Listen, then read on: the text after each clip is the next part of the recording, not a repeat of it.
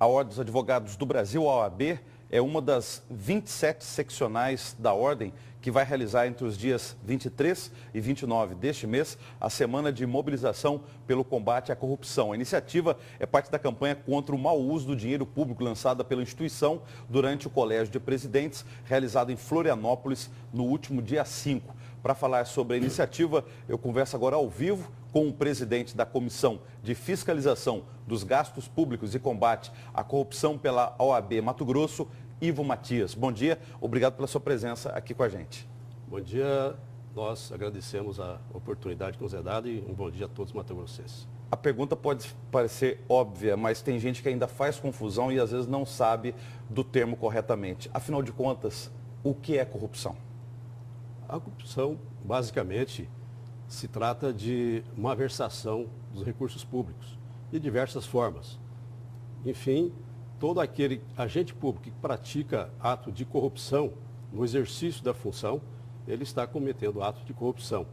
Cabe à sociedade brasileira ficar atenta, como já está demonstrando, com respeito a essa malversação dos recursos do erário público. E isso, quando a gente fala de corrupção, ela pode ocorrer e tem que ser combatida em todos os níveis de governo e em todos os poderes. Em todos os níveis, porque tem a corrupção ativa e passiva.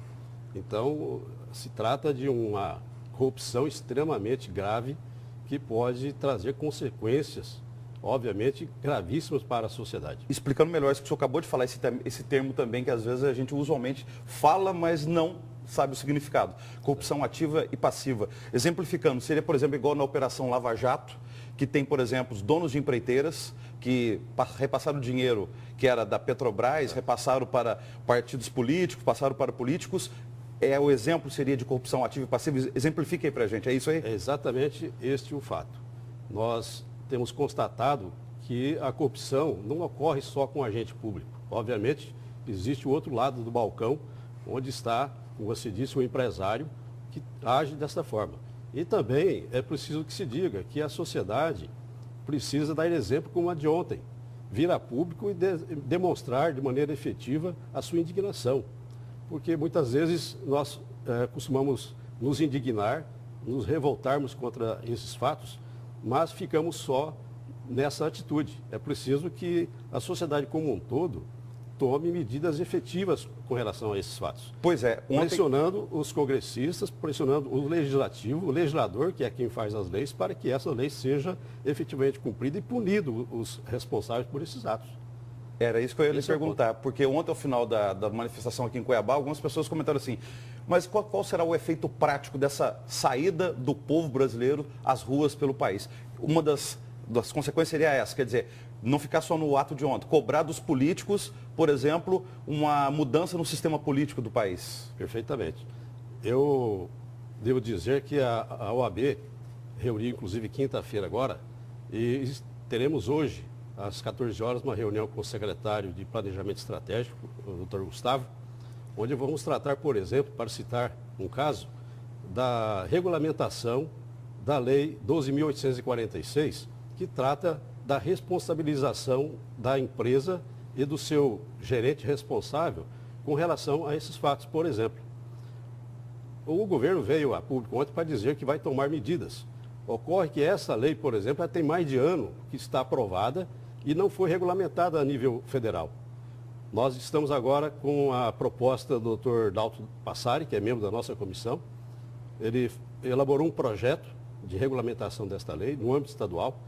Está como relator o Dr. José Carlos Guimarães e nós estaremos reunindo ainda novamente este mês para que essa proposta seja encaminhada ao Conselho Federal da OAB em Brasília para provocar o governo federal a regulamentar esta lei no âmbito federal, que ainda não foi regulamentada. Então, são atitudes desta que precisam serem tomadas, porque senão nós ficamos só no discurso, na indignação e a população continua sendo massacrada com essas inconsequentes decisões governamentais. A partir das manifestações de ontem, a classe política, e aí vou citar o exemplo, Poder Legislativo Federal, deputados federais e senadores, poderiam agir de ofício, igual vocês dizem na área jurídica, ou precisam de um comando do governo federal para eles fazerem uma reforma política? Qual que é a sua visão sobre isso? Veja bem, nós estamos vivendo numa democracia plena, as instituições públicas estão a pleno vapor, estão funcionando. E vejo que esta atitude deve partir do legislador, mas de maneira adequada. Nós temos vários projetos de leis, reforma tributária, reforma política e reforma trabalhista e várias reformas, né? Mas o governo, apesar de ter uma maioria expressiva no Congresso Nacional, não transforma essas reformas em atos efetivos, né? Não se transforma em leis para que sejam efetivamente transformadas em benefício da sociedade. Parece que a questão do financiamento das campanhas eleitorais é um ponto aí estratégico nessa reforma política. O senhor também vê dessa forma? Fundamental. A OAB, inclusive, em parceria com outras instituições, é autora de um projeto de lei que fundamentalmente ataca esse ponto, como ponto nevrálgico para se combater de fato a corrupção no âmbito eleitoral. Ontem os brasileiros também saíram às ruas pedindo o impeachment da presidente Dilma Rousseff. Qual que é a sua opinião sobre esse pedido? Bem, o impeachment nós sabemos que é um remédio extremamente amargo, principalmente para o país que está vivendo hoje um caos, e é uma medida prevista na nossa Constituição, regulamentada por lei. Ocorre que se trata de um processo que é decidido no âmbito político, onde, como eu disse, tem ampla maioria da base aliada. Isso é um processo traumático, mas não é descartável. Nós vemos aí a apuração de fatos graves, principalmente a respeito do Petrolão, como nós sabemos, e eu vejo como uma possibilidade. As investigações estão começando, né? Mais de 50 políticos eleitos na recém-eleição estão aí objeto de investigações. Eu acredito que os fatos que já existem hoje, até tenho uma opinião pessoal, me permita dizer, que contraria um pouco a respeito dessa interpretação jurídica. A Lei 11.300, que é nós chamamos de mini-reforma política, ela prevê a cassação de mandato. O que ocorre? Os fatos já vindo a público, eu até ouso dizer que é público e notório, que os recursos de milhões de dólares foram usurpados da Petrobras para a campanha do PT e de vários outros partidos aliados. Isso é um fato. Foi delação premiada, isso está amplamente difundido na nossa sociedade. O Ministério Público Federal tem pleno conhecimento disso, porque ele acompanha como fiscal da lei diretamente esses fatos. O Procurador-Geral da República tem pleno conhecimento também desses fatos. Ora, é caso de aplicar o artigo 30, parágrafo 2º da Lei 11.300. Mas para é cassação. Só para presidente ou a presidente e o vice que foi eleito junto com ela? No caso, a eleição é nula. E sendo nula a eleição, também o vice vai ser anulada a eleição dele. Michel Temer não assumiria? Não assumiria.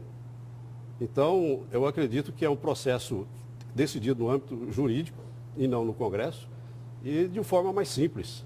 Eu tenho essa visão particular, me perdoe aqueles que são contrários, mas eu vejo que o foco do impeachment não está muito bem direcionado. Eu acredito que, se fizer uma análise fria da lei eleitoral nossa que está vigente, ela é mais prática e mais efetiva. Muito obrigado pela presença ao vivo. Boa semana para o senhor. Muito obrigado.